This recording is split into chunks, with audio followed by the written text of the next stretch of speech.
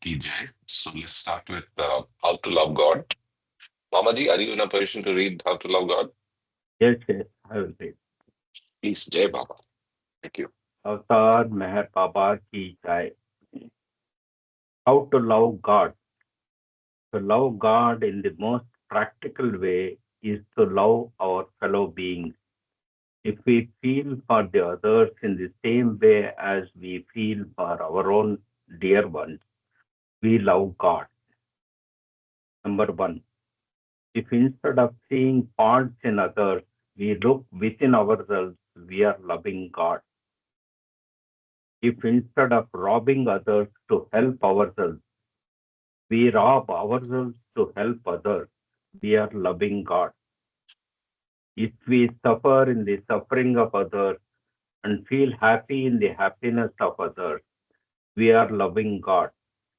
If instead of worrying over our own misfortunes, we think of ourselves more fortunate than many, many others, we are loving God.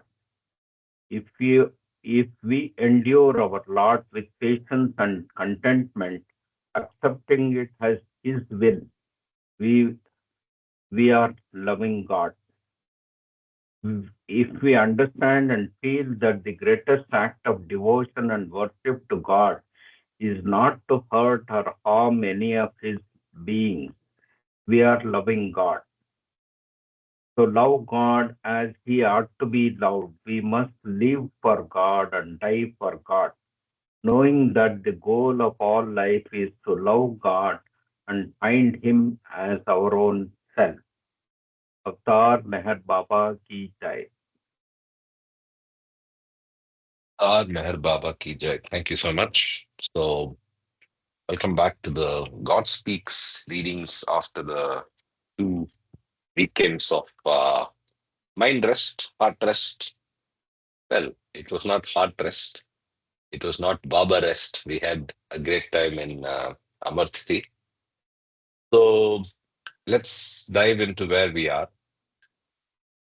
So we are in part two, and we stopped on on the chapter called the initial urge.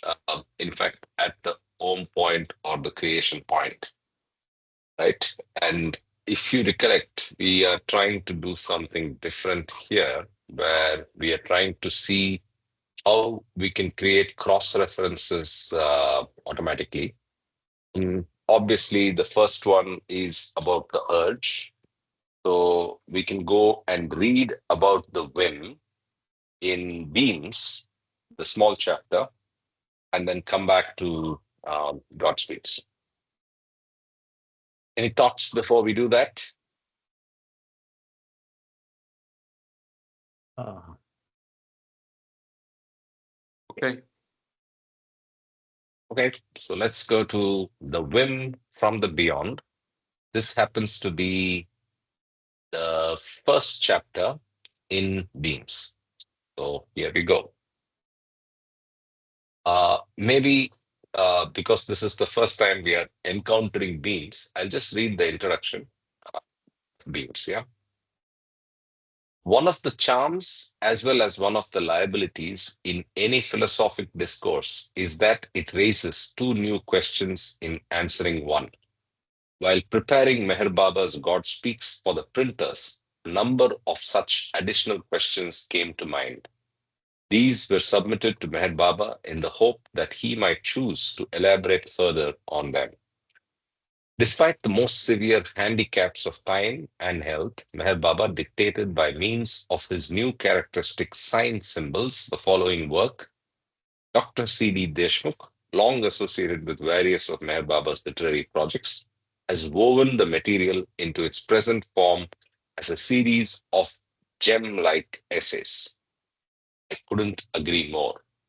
The result is a unique and invaluable work expounding the inner mechanics of some of the most intriguing aspects of the spiritual life.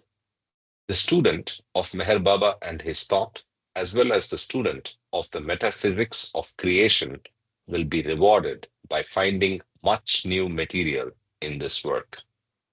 Why not?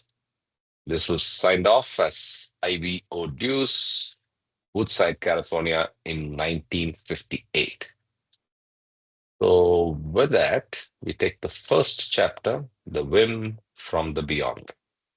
Sar Meher Karthik, Baba ki jai. Yeah, slightly reduce the page size. It is so big. too big, too big.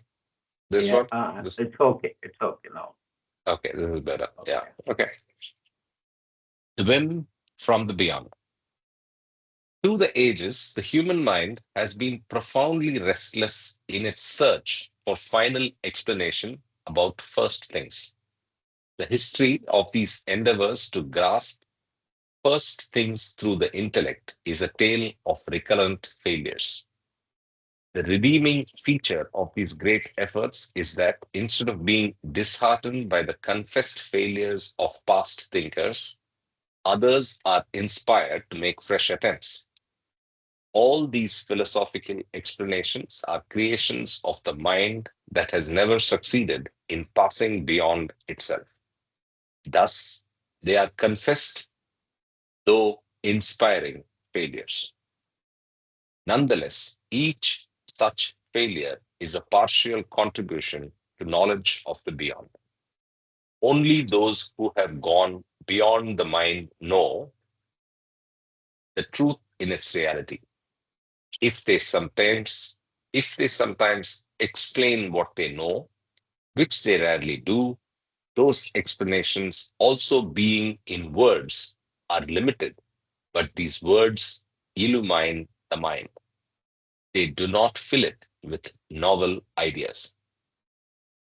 The Unitarian beyond is an indivisible and indescribable infinity. It seeks to know itself. It is of no use to ask why it does so. To attempt to give a reason for this is to be involved in further questions and thus to start an unending chain of reasons for these reasons, and so on ad infinitum. The plain truth about this initial urge to know itself is best called a whim, lahar. Whim is not a whim if it can be explained or rationalized. And just as no one may usefully ask why it arises, so no one may ask when it arises. When implies a time series with past, present, and future. All these are absent in the eternal beyond. So let us call this initial urge to know a whim. You may call this an explanation if you like, or you may call it an affirmation of its inherent inexplicability. The initial whim is completely independent of reason, intellect, or imagination, all of which are byproducts of this whim. Reason, intellect, and imagination depend upon the initial whim and not vice versa, because the whim is not dependent upon reason, intellect, or imagination. It can neither be understood nor interpreted in terms of any of these faculties of the limited mind. The first whim to know instantaneously implies a duality, an apparent differentiation, not amounting to a breaking up into two separate aspects, both of which are infinite as aspects of the infinite. The first aspect is that of infinite consciousness, and the second aspect is that of infinite unconsciousness. The duality strives to overcome itself and to restore the apparently lost unity. The infinite unconsciousness tries to unite with infinite consciousness. Both aspects are precipitated by the will. This will of the infinite is in a way comparable to an infinite question calling forth an infinite answer. With the infinite question, there arises also the infinite answer. The infinite question is infinite unconsciousness. The infinite answer is infinite consciousness. But the infinite question and the infinite answer do not simply annul each other and relapse into the original unity of the beyond. The two aspects have now descended into the primal duality, which can resolve itself only by fulfilling the entire game of duality and not by any shortcut. The infinite unconsciousness cannot overlap on infinite consciousness. Such coalescence is impossible. To reach out towards infinite consciousness, the infinite unconsciousness first has to fathom its own depths. It must experience itself first as infinitely finite and gradually evolve into limited and limiting consciousness. With the evolution of the limited and limiting consciousness, there is also the evolution of the illusion which limits this limiting consciousness. The two processes keep pace with each other. When the infinite unconsciousness tries to reach If out, I stop sure, here, please, anytime. so Yeah. what is the uh, limiting consciousness and limited consciousness? How do we understand this? With the evolution of the limited and limiting consciousness. Good question. Limited is obviously clear. Limiting only, I think, suggests that it is a continuous process. So A is an attribute, the first one, limited. Limited is an attribute. Limiting suggests that it's not just static, but continuously limiting. And that is explained by the fact that it cannot be infinite because it's the small r. I mean, it's not the big R reality, and it's limited till it reaches the seventh plane. So that's what I would take it. Hmm. Any other points of view? Jai Baba, Is- uh, I Yeah, think Jai Baba. that the evolution of the limited and limiting consciousness, this is basically the infinite unconsciousness which is going through this evolution. Hmm. It is the opposite of infinite consciousness because if you remember in the next chapters in Beams, the infinite consciousness immediately realizes itself as Paramatma and is designated as eternal avataric infinite consciousness. Whereas the infinite unconsciousness is the complete opposite, which means it is very limited and its consciousness is also limited. It's the most rudimentary form of consciousness. So, this infinite unconsciousness is the limited and limiting consciousness, basically. And that part is clear. Why the word limited and limiting together? It's the same, it's just a jargon, I think. Limited Usage, and usage. limiting. It's Yeah. just a usage. You have to look at it as the most fundamental, limited sanskara. The who am I, the whim, is a sanskaric impression.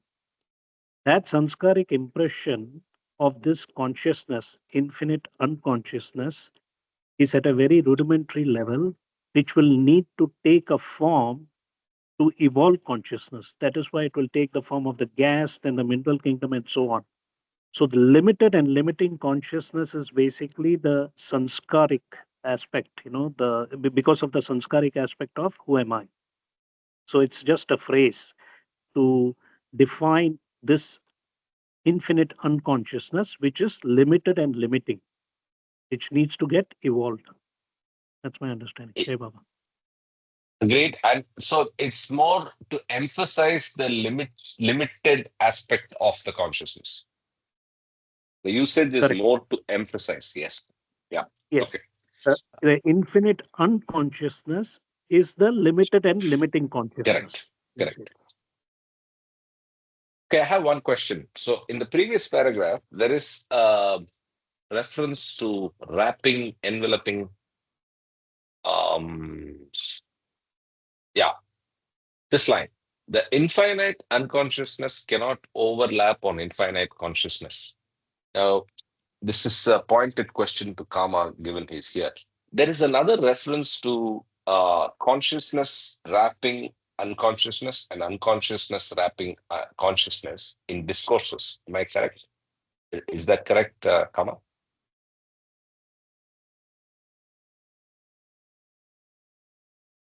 You're on mute, Kama. Oops, sorry. Yeah, See, you're correct. yeah, take 1 minute Yeah. before comma comes. Yeah. So it is the consummate consciousness which you're referring to from discourses. So what is happening here is the infinite unconsciousness is limited and limiting consciousness, which we just read. So it can't overlap on infinite consciousness because it has to become It's infinite finite. consciousness, which is called consummate consciousness in the discourses. That is the only time where I've read that word consummate consciousness. So this infinite unconsciousness is going to evolve consciousness, and when it reaches the human form, it becomes full and complete, which is basically super consciousness, which is ready to overlap on infinite consciousness to unite. But that super consciousness is basically covered with sanskaras, right? That is why we are going through spending sanskaras in reincarnation and unwinding sanskaras in involution. That is why this Mm. coalescence is impossible unless this infinite unconsciousness becomes full and complete consciousness. Deva. Yeah, correct. Right now, it's On limited and limiting. It has to yeah, reach full and complete consciousness in the human kingdom. Deva. correct. I mean, on a more practical sense, that we have so much of unconsciousness around that very few people, but still the super consciousness or God consciousness overlaps. It is more than that. That is what is giving us that quest for knowing the unknown, right? What we are doing correctly. If everybody in the world is in the domain of unconsciousness, then this quest would go away. That is why you have advanced souls and everybody. It so the unconsciousness cannot 100% cover the consciousness or super consciousness, God consciousness. I mean, I'm just seeing from that perspective. Yeah, yeah, Baba. So, Karthik, you should read this chapter on discourses, that particular 2, 3 paragraphs, which will explain this overlapping. That Yeah. overlap will only happen when sanskaras become zero and it becomes consummate consciousness. So it's good. It's a good point. Hey, Baba. Yeah. Can we come Here, back to it after we finish? Yeah. uh, I think Yeah. the summary or the takeaway point is limiting consciousness. So what Mhm. is that is limiting is the sanskara. So if you ward off the sanskaras, your consciousness will be full and completed. Yes. Okay. Okay. Let's continue. Limited, and limiting. So I'll continue literally from that line.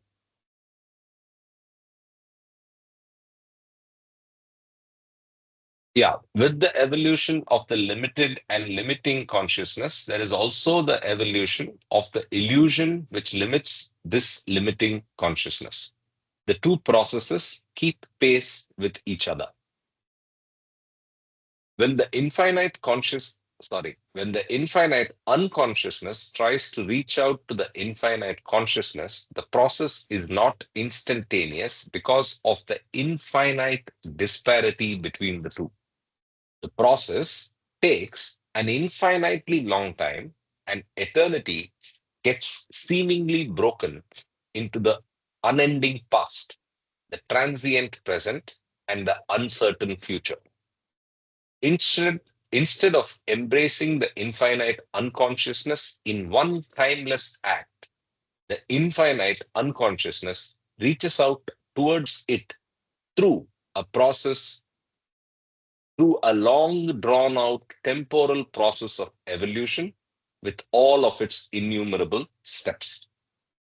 Its first attempts to fathom its own depths, then by backward treads it seeks and ultimately finds the infinite consciousness through numberless steps, thus fulfilling the whim from the beyond.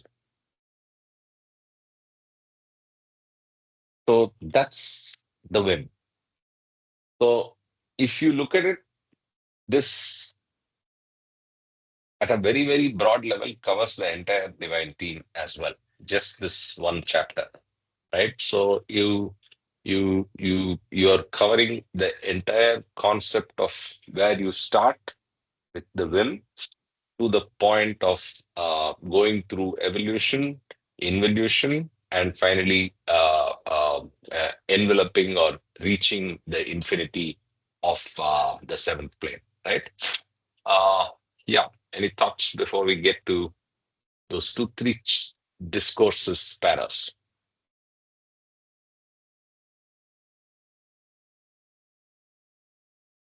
Okay. So um, now I get the full question of what I wanted to ask Kama. Uh, it the the point of deep sleep in everyday life of a individual is where we reach the point of mm, eh, we reach the same enveloping but the reverse way. Is that correct or something like that? Something tells Correct. me. No, it's correct. It's Okay. only when you're God realized that um, the consciousness of the individual soul unites or becomes consummate consciousness. Whereas for a normal, ordinary human being, why don't we read that? Then I will be able to Okay. explain it better because it's, yeah. Sure. It's Go from the slowly first. coming back. It's slowly coming back because I think I'm catched. Anyway, so You should go to the previous page. yeah. I'm just checking what's the best point. Mm, yeah, I think we can start from tripling and entanglement and Yes, duality, right? Yeah. yes. Okay. Triple entanglement and duality. The history of the limited individuality is a history of the development of a triple entanglement with mind, energy, and matter, which is body. Duality prevails in all these domains, and the soul gets entangled therein, although it is in essence beyond duality. Duality implies the existence of opposites limiting and balancing each other through mutual tension. Good and bad, virtue and vice are examples of such opposites. The ignorant soul, enmeshed in duality, is in the clutches of both good and bad. The duality of good and bad arises due to ignorance, but once entangled with it, the soul comes under its sway. During Keep the evolution, when you come to the soul, read it as soul consciousness or consciousness of the soul, if you don't consciousness mind. of the soul, yes. Yeah. During the evolution of the triple entanglement with matter, body, energy, and mind, the ignorant consciousness of the soul is continually in the grip of wanting. It wants the good and bad of the gross world. It wants the good and the bad of the subtle world. And it wants the good and bad of the mental world. And owing to this distinction of good and bad, wanting itself becomes good and bad. Wanting thus comes to be inevitably limited by the perpetual tension of the opposites.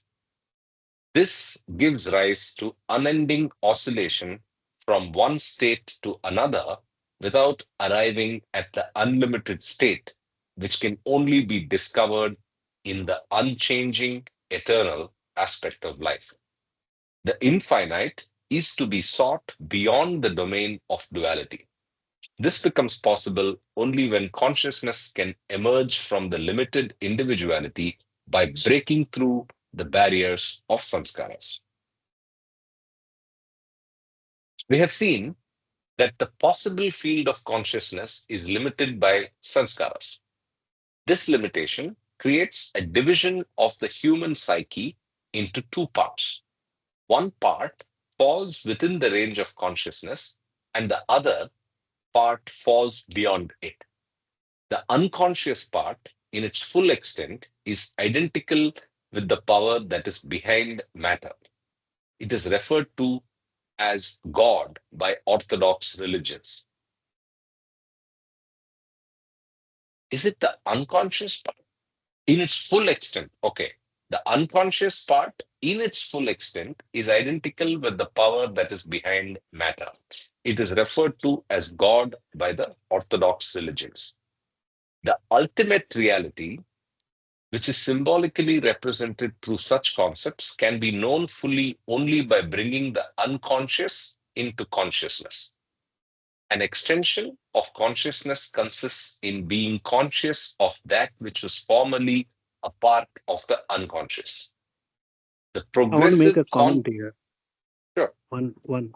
See, this is one of the most difficult paragraphs I encountered. But the way I've interpreted is, instead of using the word unconscious, it should be subconscious.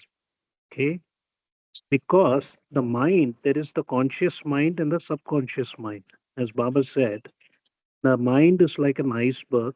Only 1/7 is visible, which is the conscious mind.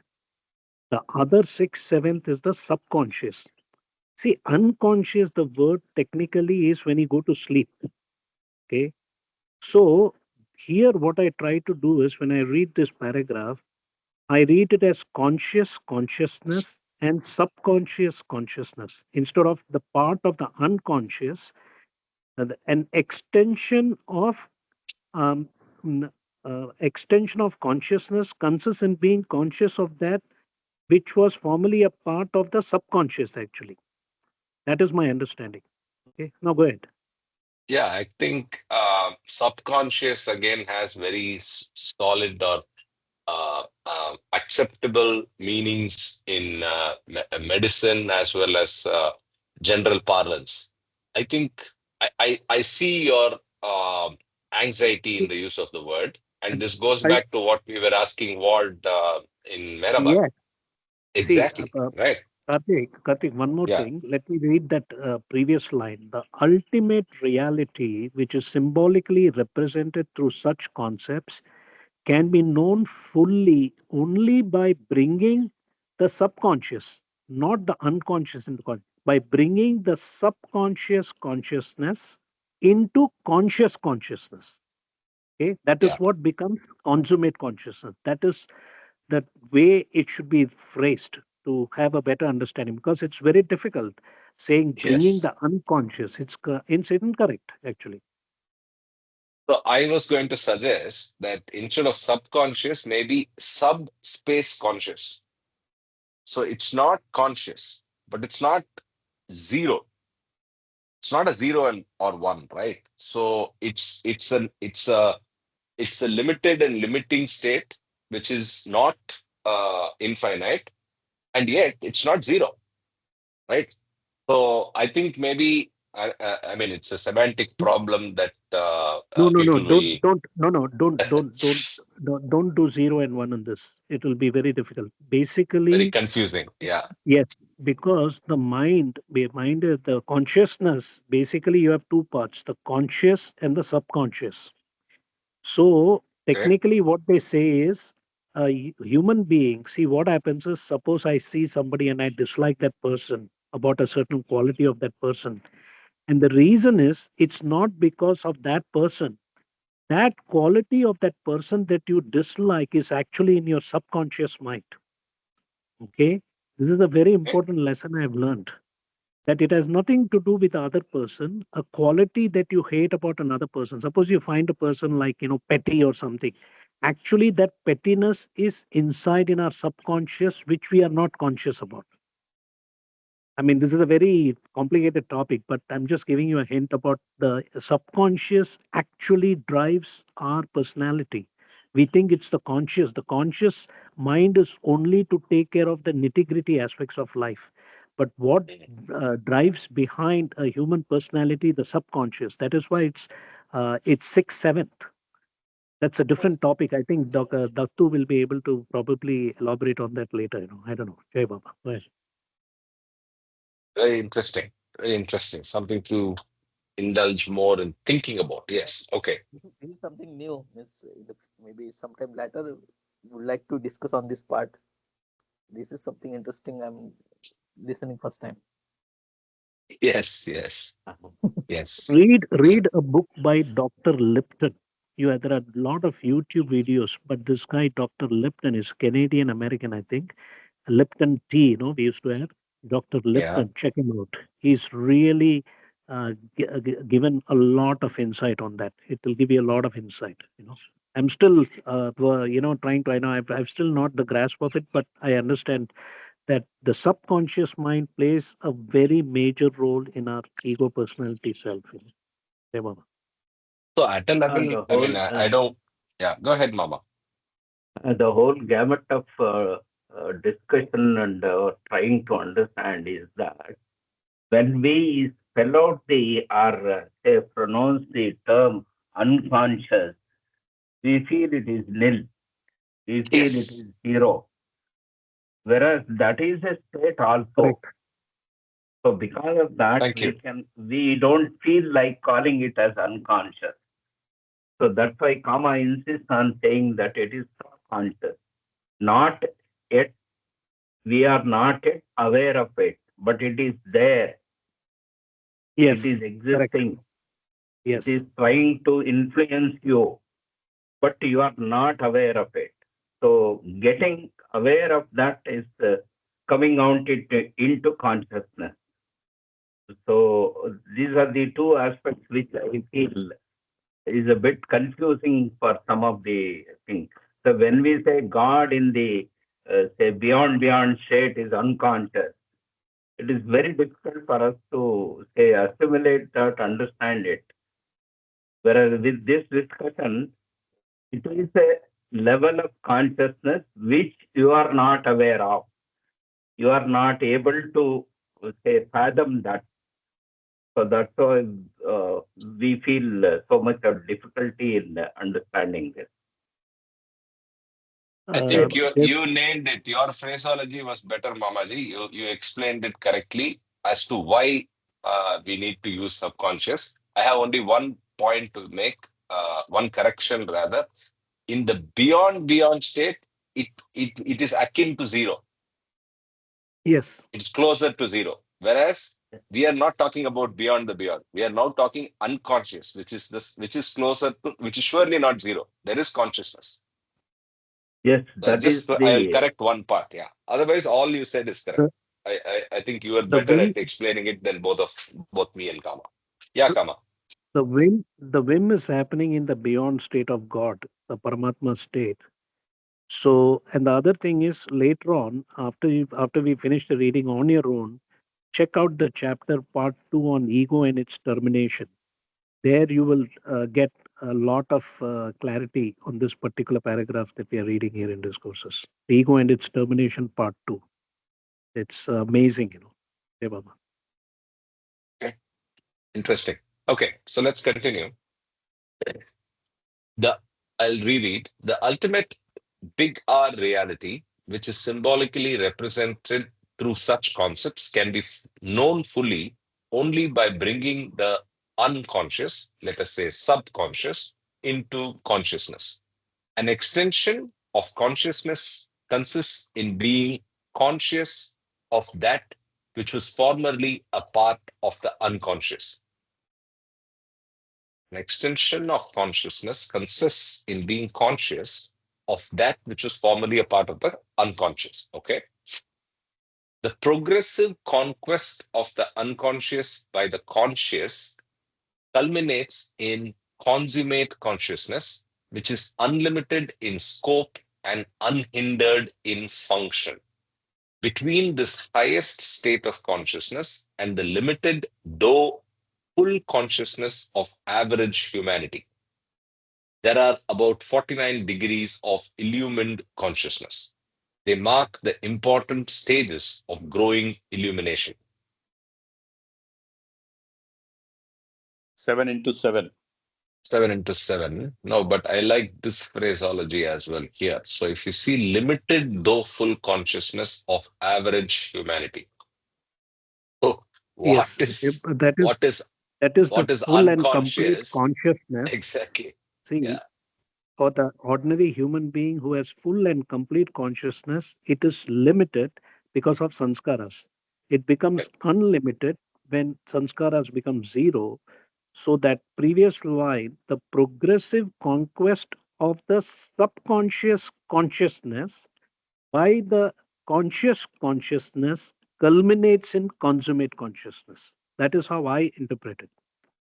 See, this Correct. is when basically which is unlimited in scope. So consummate consciousness implies the conquest of the subconscious consciousness by the conscious consciousness. So when we go to sleep, it is the opposite. Okay, the subconscious, the progressive conquest of the subconscious, the conscious consciousness by the subconscious culminates in are going to sleep for ordinary human being. But in consummate consciousness, it is the other way around, where sanskaras have become zero. Deva. Repeat the last concept, please. The deep sleep concept. I didn't Okay, understand it. Yeah. see, there is conscious and subconscious. Okay, we Correct. have talked about the conscious mind and the subconscious mind. Now, what is Correct. conscious and subconscious is the consciousness. Okay, let's assume consciousness, which is basically the progressive conquest of the subconscious consciousness by the conscious consciousness culminates in consummate consciousness, which is unlimited in scope and unhindered in function. This is basically the nirvana stage, basically, where you have no sanskaras. Between this highest state of consciousness, which is consummate consciousness, and the limited, though full consciousness of average humanity, there are 49 degrees. So, what he is saying is this is the involution planes. So, one is the phenomenal world of existence, the gross plane of existence, and the six planes of involution, which are the totally seven. Because the seventh plane is not part of, even though we call it plane of involution seven, technically the 49 degrees are between the sixth plane and the including the gross plane basically. That's why there's 49 degrees of illumined consciousness. You have to go through these different steps. And you read the next one, then you will get the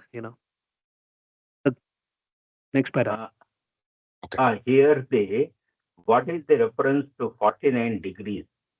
Is it a degree in, say, geometric terms, or is it a degree in gradation?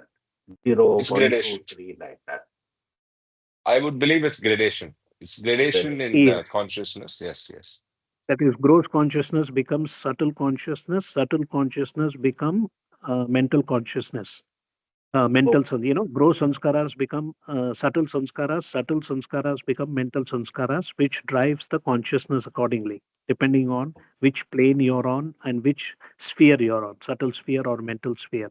So these 49 degrees, you can say, because there are seven planes, so seven sevenths. So in each plane, actually, it's not, this thing is also referred to in beams somewhere, which will come back later. Like, Jai Baba. Okay. Jai Baba. The Gulf bit, okay. So they mark the important stages of growing illumination. And I think, yeah, let me continue. spiritual advancement, the gulf between the clouded consciousness of average humanity and the fully illumined consciousness of a perfect master is created by sanskaras that give rise to egoism. These can be removed through perfect character, devotion, and selfless service. But the best results in this direction are attained through the help of a perfect master. Spiritual advancement consists not in the further development of consciousness, for it is already fully developed in man, but in the emancipation of consciousness from the bondage of sanskaras. Although, in essence, consciousness is the same in all the different states of existence, it can never be consummate unless it can reflect the knowledge of infinity without without the least shadow of ignorance, and also cover the whole extent of creating, illumining. I'll read the whole line again. I'm sorry. I start again. Although, in essence, consciousness is the same in all the different states of existence, it can never be consummate unless it can reflect the knowledge of infinity without the least shadow of ignorance, and also cover the whole extent of creation, illumining the different spheres of existence. Now, deep sleep. Every time you go to sleep, you are unconsciously united with the infinite reality. This unification involves the extension of unconsciousness over consciousness. It thus bridges Okay, over. I just want to. I just want to. Sorry, interpret here. I mean, interrupt. This unification involves the extension of this is this unconsciousness. Is basically the subconscious Subconscious. consciousness. Yeah. Subconscious consciousness over conscious consciousness. That is how it should be written. Yeah. So this unification involves the extension of Kama's words, subconscious consciousness over conscious consciousness of the human being. Okay. Now I continue Baba's words. It thus bridges over the chasm between the unconscious and the conscious. But being Again, unconscious unconscious of this consciousness union and the conscious consciousness. It thus bridges over the chasm between the between the unconscious consciousness and the consciousness and the conscious consciousness. conscious consciousness. Yeah, Correct. yeah. But being unconscious of this union, you do not consciously derive any benefit from it. This is the reason why, when you wake up again from deep sleep, you become aware of the self, same, humdrum individual, and you begin to act and experience exactly as you acted and experienced before going to sleep. If your union with the supreme reality had been a conscious union, you would have awakened into a completely new and infinitely rich life. Again, I cannot emphasize how much this word consciousness better be defined. I hope because it's super confusing. It's Yes. infinitely confusing This by the this use last of the word consciousness. Yeah, this last line, if your union with the supreme reality had been a conscious union, which is basically the consummate consciousness, where the subconscious consciousness is overlapped by the conscious lapping the consciousness. Yeah, conscious the consciousness. opposite. Yes. This Correct. paragraph gives you the opposite aspect. Like, no, this is a Correct. paragraph worth reading again and again, again and again. It's very. I mean, this whole page actually. Yes. Yeah, Mm, Baba. mm. Thank you so much. I think I'm glad we came here from. So we hopped from God Speaks to Beams to Discourses. Now we get back to God Speaks. Yeah.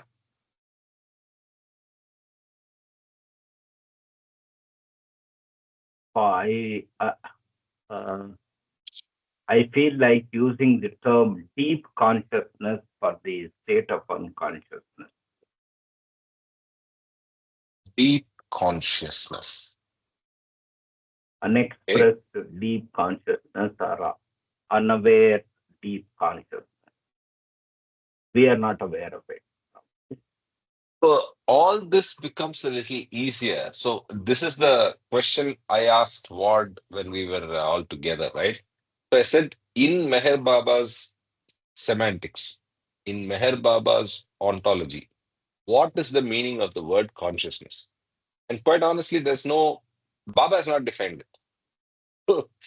It shall remain a confusing mystery, or we may find it later. But it's, if now, even in what you clarified, it the burden is on the meaning of the term consciousness.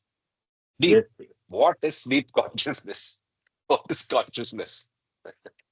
Right. No, you have to So start, Jay Baba, you have to start with the whim. Remember, consciousness and sanskara, see which comes first. It's like the egg and the chicken situation. So, when the whim happened, this is in another chapter of Beams where he talks about the avatar.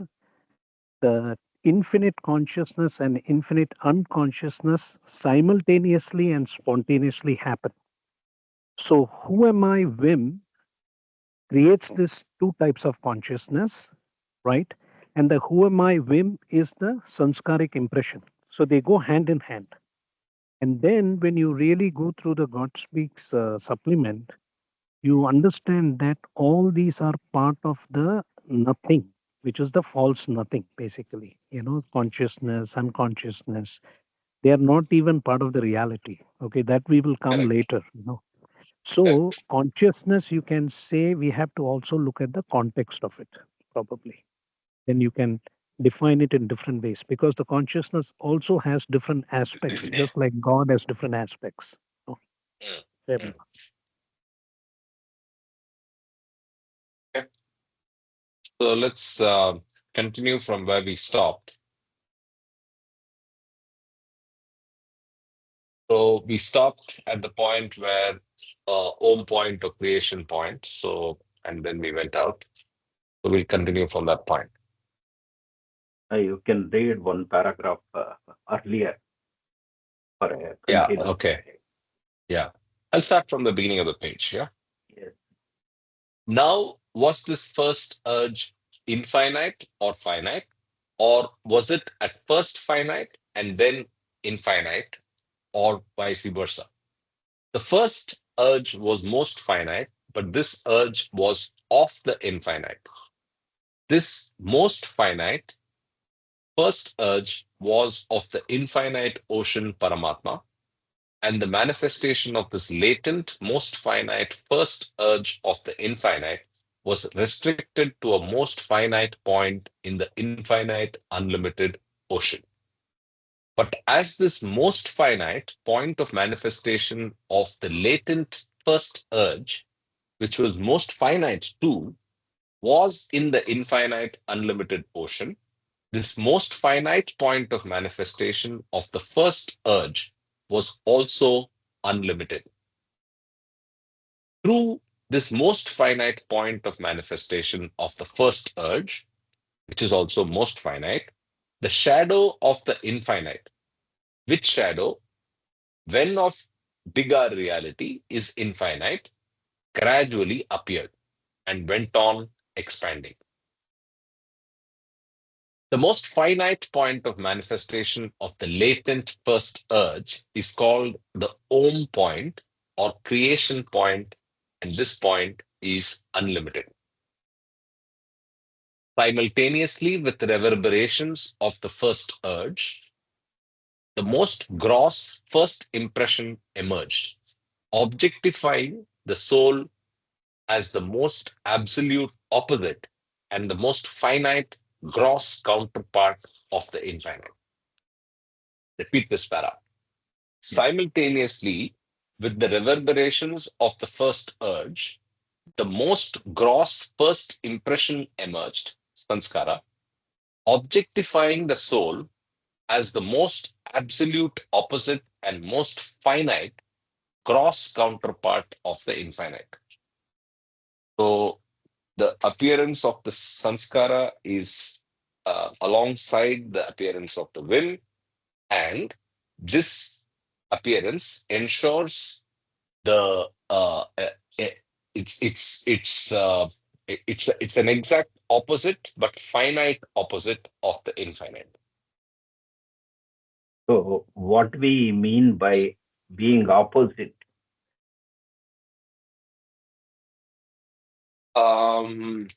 Good question. Opposite in attributes, opposite in competence, opposite in capabilities. But let's hold on. I think there's more explained below, but we'll come back if it's not. Let me continue.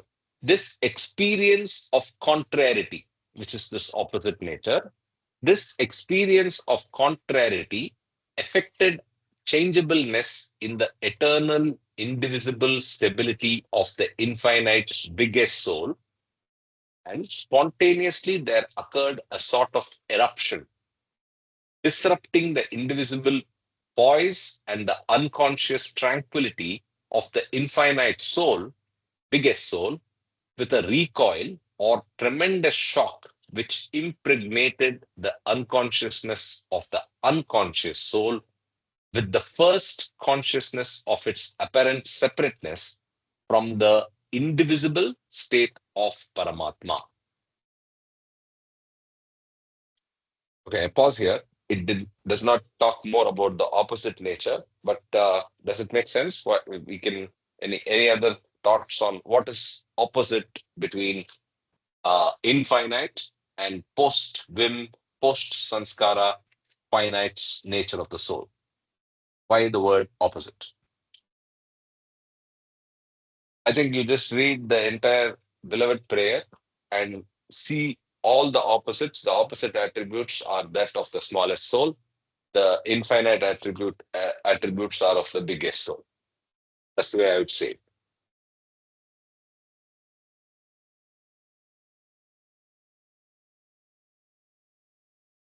Samadhi, does that make sense?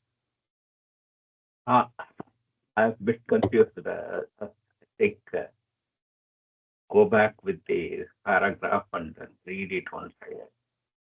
Okay, let's start from here then.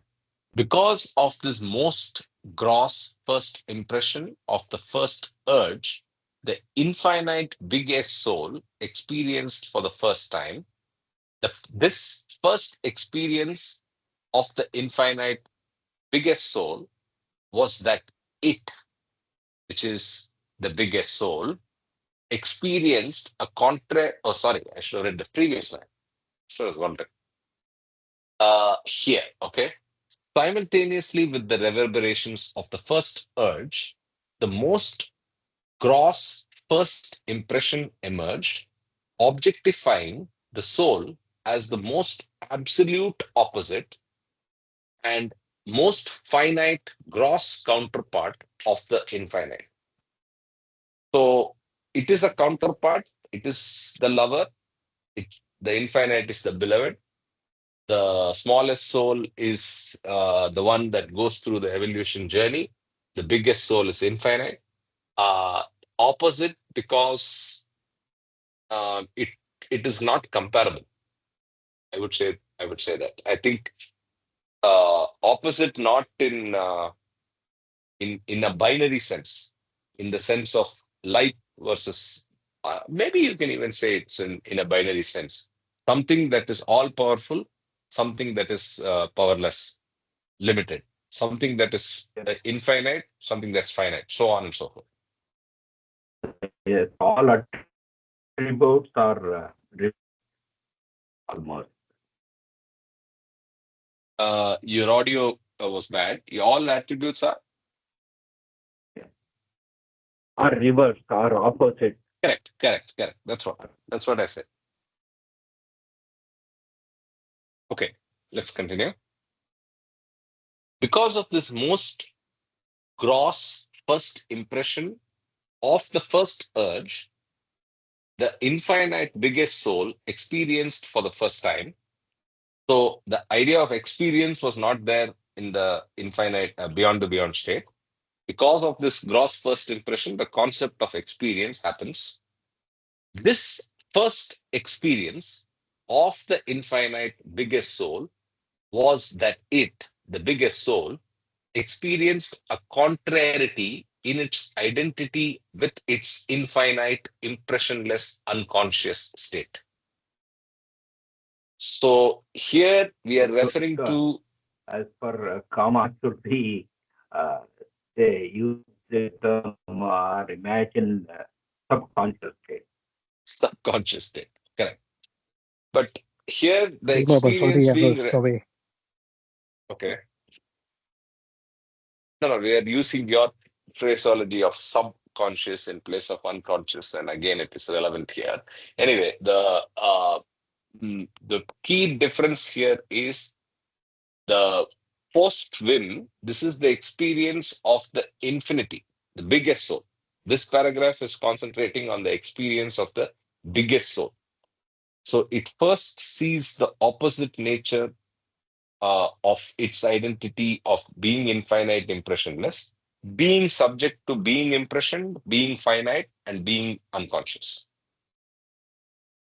And Baba continues, this experience of contrariety affected changeableness in the eternal, indivisible stability of the infinite biggest soul, and spontaneously there occurred a sort of eruption disrupting the indivisible poise and the unconscious tranquility of the infinite biggest soul with a recoil or tremendous shock which impregnated the unconsciousness of the unconscious biggest soul with first consciousness of its apparent separateness from the indivisible state of Paramatma. So I'm pausing here. The only thing that I can understand from this para, which is, I'm inferring is it underlines or makes aware the biggest soul of the separative nature of the smallest soul. And the idea of separation is established post-win. Is that correct? Yes, yes. Yeah. Okay. Let's continue. But the soul, biggest soul, being infinite, the first consciousness that it derived from the recoil or shock of an absolutely opposite and most gross first impression of its apparent separateness was naturally and necessarily finite first consciousness. So this is very finite, and this is the first consciousness. This first consciousness, derived by the biggest soul, is obviously most, most finite in proportion to the experience of the absolute opposites of its own original infinite state. It then means that in the beginning, when the impressionless infinite biggest soul was first impressioned, it got as its first impression an absolutely gross impression. And the first consciousness, it, the biggest soul, derived was most finite. Okay. Here again, there's a lot of repeated words, but if you infer correctly, the meaning is the first impression is gross and the first impression is finite, and that's it. Yeah. Simultaneously, Most yeah, finite, you should say. most finite, yeah, Most fun. most finite, Most finite. yeah. The starting point, the initial impression, the initial, yes. I So continue. basically, so basically, the soul is taking two aspects: consciousness. One is the infinite consciousness, and the infinite unconsciousness. So the drop soul that we all are going through, starting from the infinite unconsciousness state. Correct? We are going through this whole journey. Correct. And Baba Infinite was Baba was the first subconsciousness. drop soul who became God realized and became chairman emeritus. Correct.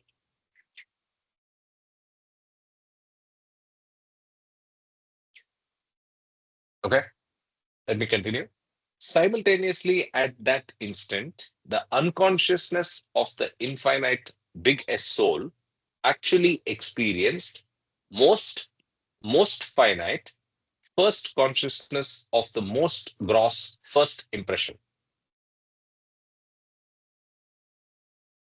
This infinite and eternal biggest soul did get consciousness, but this consciousness by impression was not of its eternal state or its infinite biggest self, but was of the most finite by the most gross impression.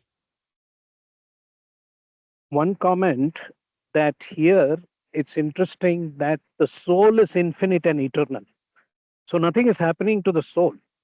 Yeah, it's just Right the from the consciousness. Big Bang, right till the time it gets God realized, it's only the consciousness that is going through all these different evolution, reincarnation, involution, and stuff like that. It's like the white screen in the movie theater. It doesn't matter what movie you show on the white screen. It's like the consciousness, basically. The white screen remains the same. So the soul is infinite and eternal all the time. Doesn't matter which kingdom it is in. Jai Baba. Uh, Yeah, uh, or the Karthik, more powerful. Yeah, please. you can repeat that sentence, what you read now. Simultaneously, at that instant, the unconsciousness of the infinite soul, biggest soul, actually experienced most most finite first consciousness of the most gross first impression. So I had a So question. Yeah, but after you, go ahead. here the two aspects. One is the most finite first consciousness and the most gross first impression. They are Correct. coming up together at the Yes, point of whim. correct. And there's a third word, and that was my question. The third word is experience. So how is experience different from consciousness of the impression? So the soul actually experiences the consciousness of the first impression. That's what he's saying. So I think again, stepping back, The I get what is happening, but it could do with better language here. yes, the way I look at it is the whim, most original whim, first initial urge, who am I, is the sanskaric impression. That Right? impression simultaneously and spontaneously creates infinite consciousness and infinite unconsciousness, correct? Correct. So, this infinite unconsciousness is going through this so called experiencing the most first consciousness because of the most gross first impression. The most gross first impression is the who am I? Hmm? Correct. So, this is a whole game. On one side, you have the coach or the referee, which is the infinite consciousness, which we call eternal avataric infinite consciousness, which realizes itself, it's Paramatma. And on the opposite side is this infinite unconsciousness, which has a rudimentary consciousness because of the who am I, what is called the most gross first impression. And this whole, yeah, yes, the wording has to be done in a different way. That's the way it is. But the concept is clear. Concept is clear. Yes. The use of the word consciousness, the use of the word uh, uh, experience, and reuse rather of the word consciousness in so many ways here tends to make it very confusing. In fact, it can put off a lot of people, which is what happened to me. I got put off by it in the first few attempts. Yeah. Were you saying something, Mamani? No. Are we telling something to Baba to reframe it, or we are not able to understand? What? No. Yeah, that's a good question. In the greater interest of creative universe understanding Baba better, maybe there should be attempts to rephrase this with due Yes. respect to Baba and not an attempt to question him. Okay. Okay, let's continue. Now, as will be explained later, if the soul is conscious of impressions, sanskaras, then the soul must necessarily experience these impressions.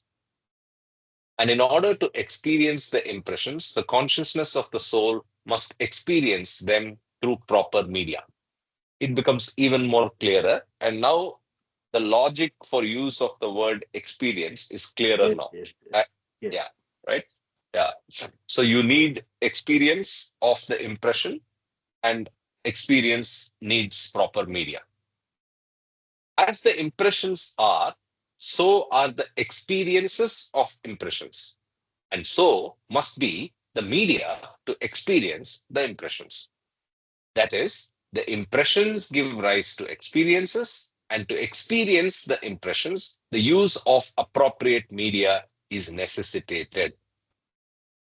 Therefore, as the infinite, eternal, and formless soul now has the most finite first consciousness of the most gross first impression, quite obviously and necessarily, this most finite first consciousness of the soul must utilize the most finite and most gross first medium to experience the most gross first impression.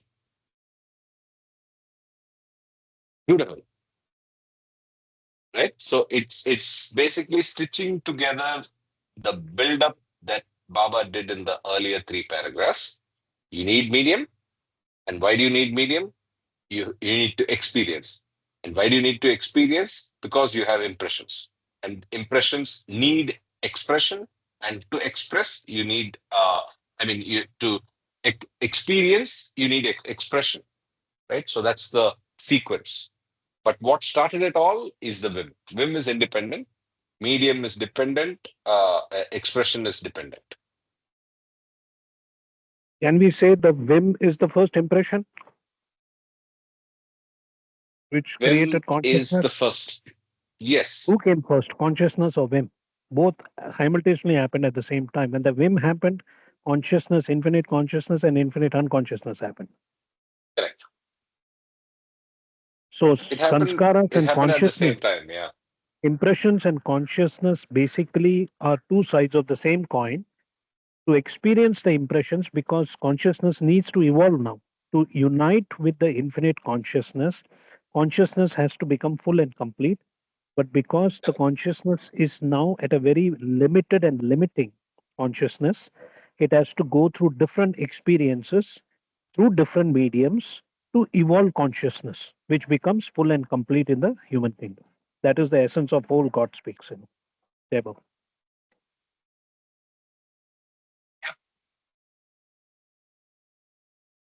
yeah.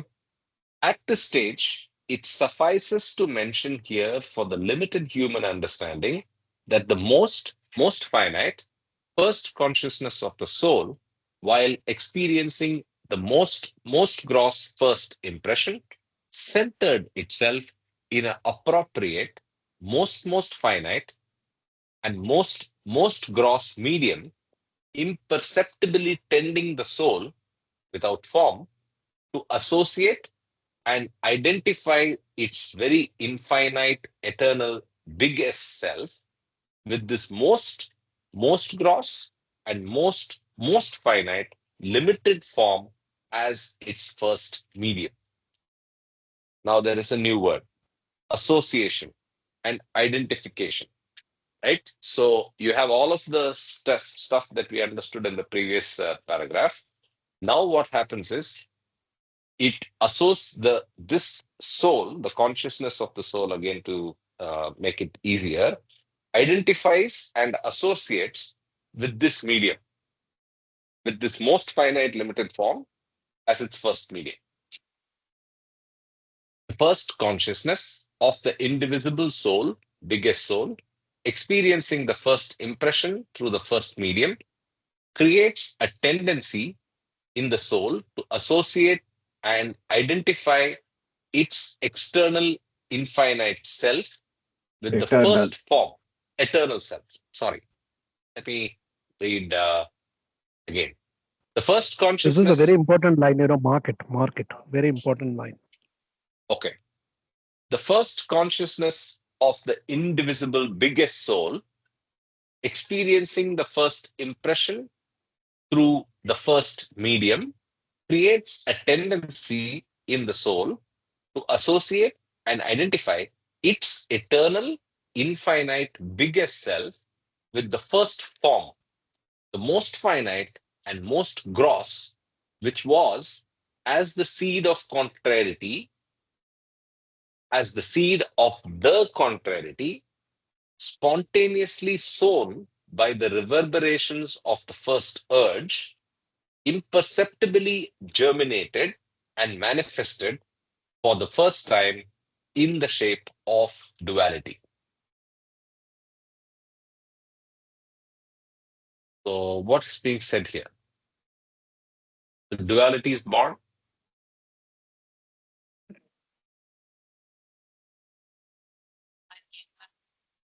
Let me I would try. also say that the first consciousness of the individual soul experience it through the first creates a tendency in the soul consciousness rather than just in the soul. Because nothing Yeah, in happens the to the soul. consciousness of The the next soul. line. Correct, correct. Yeah, correct. Correct. See, this is where I got the idea for discourses when we are reading about the soul, because in God Speaks, it keeps talking about the consciousness of the soul or the soul consciousness. Mm-hmm. Yeah. Okay. When it So is made to associate, yeah. You have a question? this line clearly makes that the infinite self with the first form, that is the association with the form. So that is the most important thing. From here onwards, it is the form itself which keeps changing. So our ideas go with the changes in the form, never behind what is behind it. The impression or the say the reverberation or the consciousness is lost, and the form becomes the most important aspect. That is why duality makes all the confusion because of the form.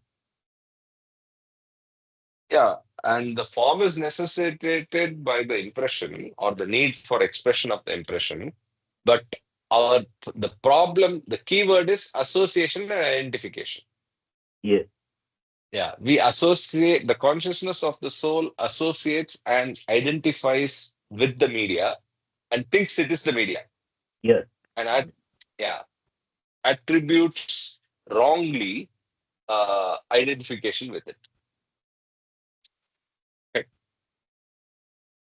When I continue, when it is made to associate and identify itself by its newly gained consciousness with the finite gross form or medium, the consciousness of the soul actually makes the infinite, eternal, indivisible, biggest soul without form experience that it is that finite gross form. Now I see what you mean, Kama. yes. This is where you picked up consciousness of the soul.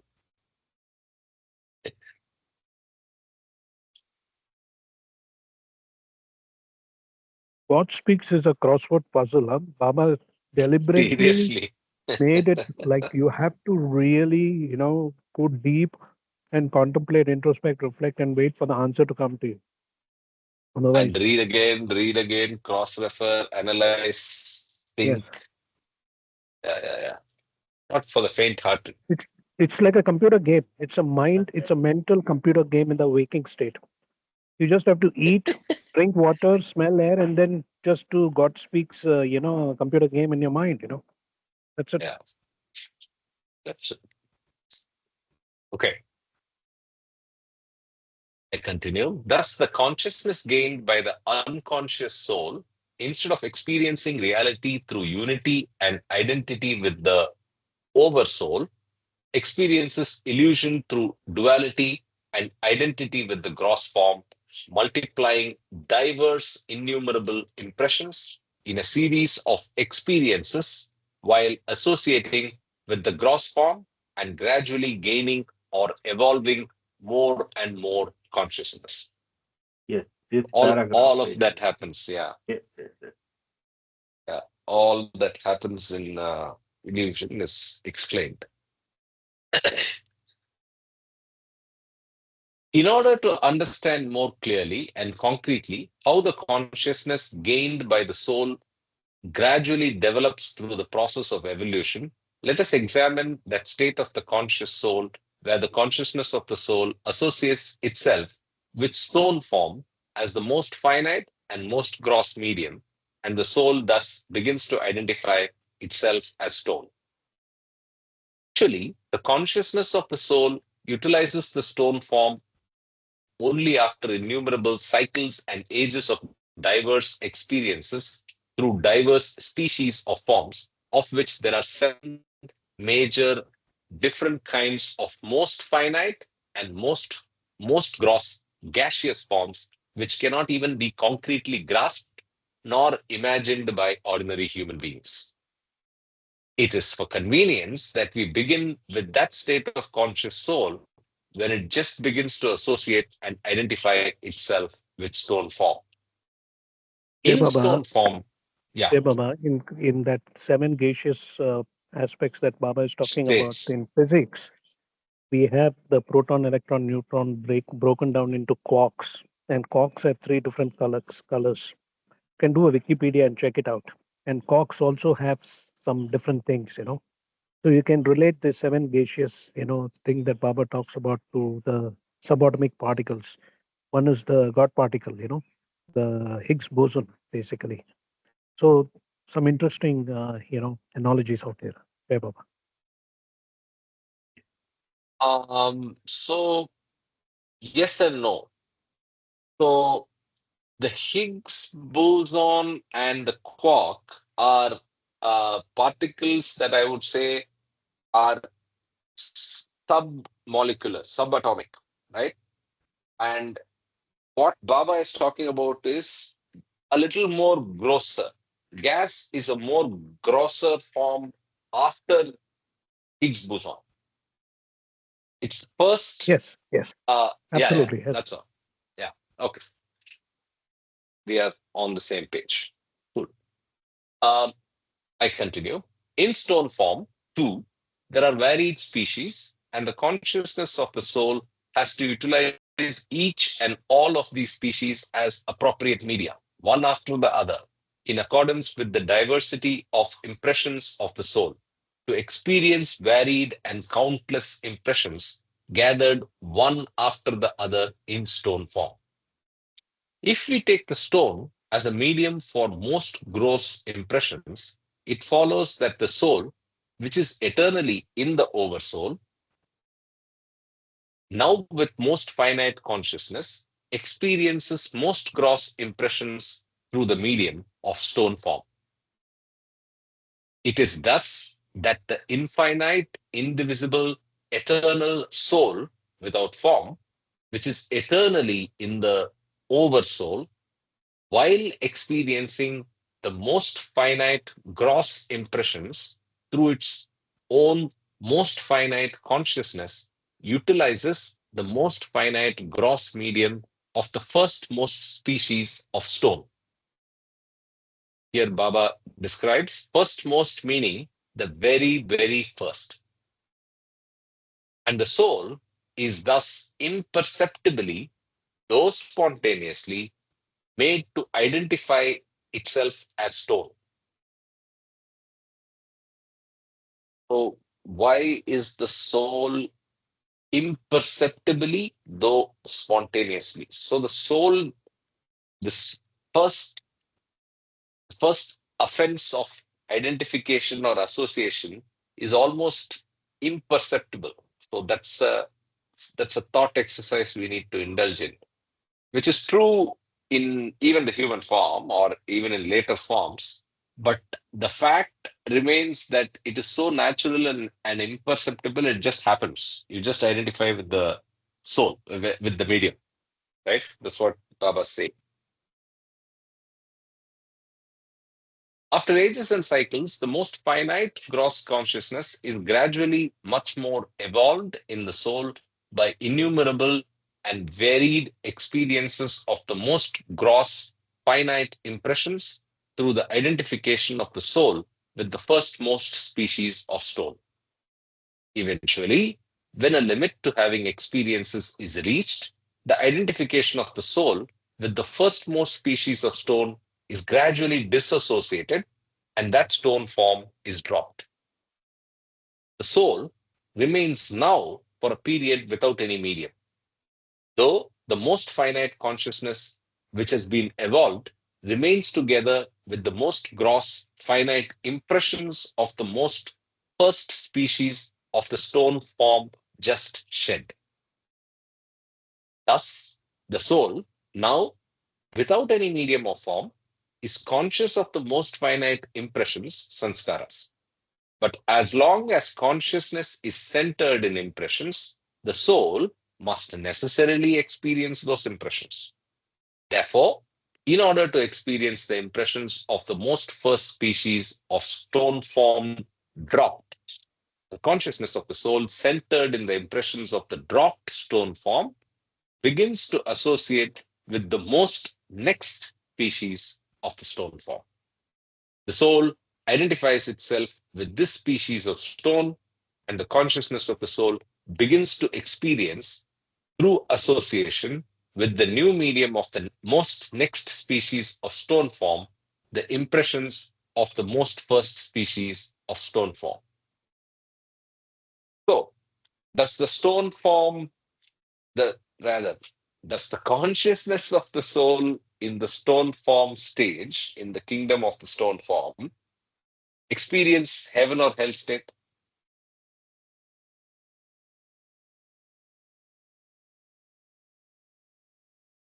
Heaven or hell state. Okay. Answer is yes, because Baba says so. Baba says so above, where he says, for a period, the soul remains now for a period without any medium, though the most finite consciousness which has been evolved remains together with the most gross finite impressions of the most. So, what happens is that soul, for a period, with the impressions, is waiting to decide what to do because it still has impressions. And I'm just saying it's hell or heaven state, but hell or heaven is just a state, and it's intermediate state between forms. So that's why I asked the question, and I think that must be the answer, right? So let's continue. How are we doing on time? Okay, we can read a little more. No, with that question that you posed,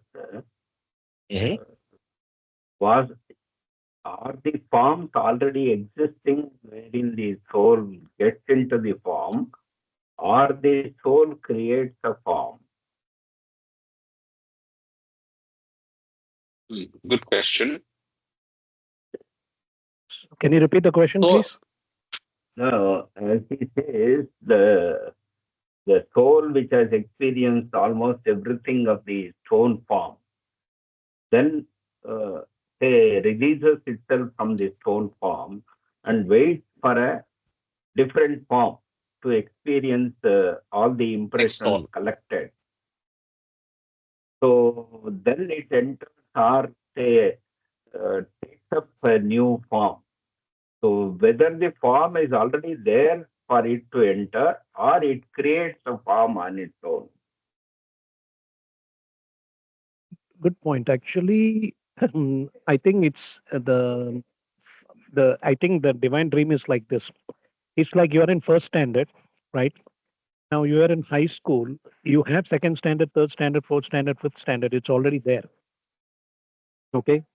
Yes. So whenever, so you're graduating from first class to second class, third class, you don't have to say, is it exist or not? It is already there. But you have to go through the first standard to go to the second standard. So similarly, the soul consciousness, after experiencing the stone form, waits for some time, like you having the summer vacation, and then you go to the next form, which is basically the next form, which is of a higher consciousness, because consciousness has to evolve. So it has to take particular forms in different kingdoms, which have higher and higher, which helps it to evolve higher and higher consciousness. It is all programmed. See, right up to the human kingdom or before the human kingdom, everything is pre programmed. How a ape behaves, how the cat behaves, and everything else. So, whenever you have a body, the sphere of existence also comes. Like, when you take up a form, you also have the creation where you have the subject, which is the individual soul consciousness, which takes up a form. Like, for example, we are having a human body, gross body, subtle body, mental body. And also, parallel to us is the outside creation, which also exists for us to play in this creation. So that is how you can look at it. It is all these are existent anyway. The form is there. You just have to adopt the consciousness has to adopt that form, which will then help it to evolve consciousness. Hey, Baba. I'm not so easily convinced on that. I would say that we are constrained by our thinking of uh, animal or post-bacteria life forms, right? Where it comes into form, right? So why should I mean why should there be soulless stone existing? Because that's also Okay, part of the creative universe. I think So you if create it's the form. You yeah, create. See, for exactly. example, I think so what too. happens is water H2O can exist as gas, liquid, or solid. Okay, how where is the form coming? Right. For example, H2O. It just adopts these different forms based on the degrees. It's there. So also, I think what happens is the soul consciousness with its impressions, when it needs to take the next form, that form, as soon as it has that inclination to take a form, it comes into existence. That is the best reasoning I can think of. I agree. I agree. Okay, so I think we can stop at this point Yes. because I don't think we can. Yeah. Yeah, I We think we'll can stop here. we can imagine this as a continuing swim. Yeah, yeah, exactly. When you read God speaks fully, you'll understand that all these things are coming from the real nothing. Real See, there nothing. is the real everything, real nothing, false nothing, and false everything. So false everything is actually coming from nothingness. See, even quantum physics, they have understood that this whole creation is coming out of nothingness, right? So Yeah, similarly, what is happening is, see, it's all happening in the divine imagination. And the interesting thing about imagination is it can go wild. It doesn't have to follow any laws, right? Your imagination can go into any different direction. That is why we have so many paradoxes in life, because it doesn't make sense with the limited mind. That is why Baba said complete surrenderance and also the understanding of Maya and the understanding of paradoxes can only happen in the seventh plane. So you have to just accept it, just like a physical constant, or like five perfect masters or 56 God realized souls. These are certain constants you have to just accept, just like you have to accept that this whole universe came out of a whim, this whole creation. But that is all happening in the divine dream of God. Jai Baba. Okay. absolutely. But amazing reading. Thank you so much for being part of it and helping uh, each other. And thank you for joining in. Any Very thoughts before we insightful. wrap up? Yes, Yeah, indeed. very insightful. I would always use the word association and identification, not just identification, because yesterday I was reading those two chapters in discourses. When I call, like we have in bank TDS, the deeper aspects of spiritual sadhana, of Sadhana. the deeper aspects of sadhana, and the other one was DAS, which is basically the DAS is deeper aspects of sadhana, and the other one TDS is the dynamic spiritual advancement. Okay, so the dynamics of spiritual advancement, where you basically learn about the provisional working ego, number one, and the dynamics of spiritual advancement is basically about the material freedom and the spiritual freedom, which we are all trying to achieve or attain in this human form. So, in a way, I think that there is a paragraph in Man God Part 2 which says, what is disastrous for the soul is not being conscious of creation, but the soul gets caught up in creation. What is also disastrous for the soul is not being conscious of the body, the gross subtle mental body, but consciousness identifies with the body. See, because of sanskaras. So basically, what is happening because of these impression is two things. What is disastrous for the soul consciousness is uh, getting caught up in creation, okay, and false identification with the body, gross subtle mental body, because of sanskaras. So this is the whole essence of this whole spiritual journey. So that is why I like the word association and identification, which makes it much more impactful. That's my takeaway from this. Hey, Baba. Yeah, yeah. Yeah. A beautiful phrase, association and identification. Thank you so much. Have a great rest of the Sunday and a great week ahead. I will stop recording now, but you can hang out for a bit. Karthik, can you call?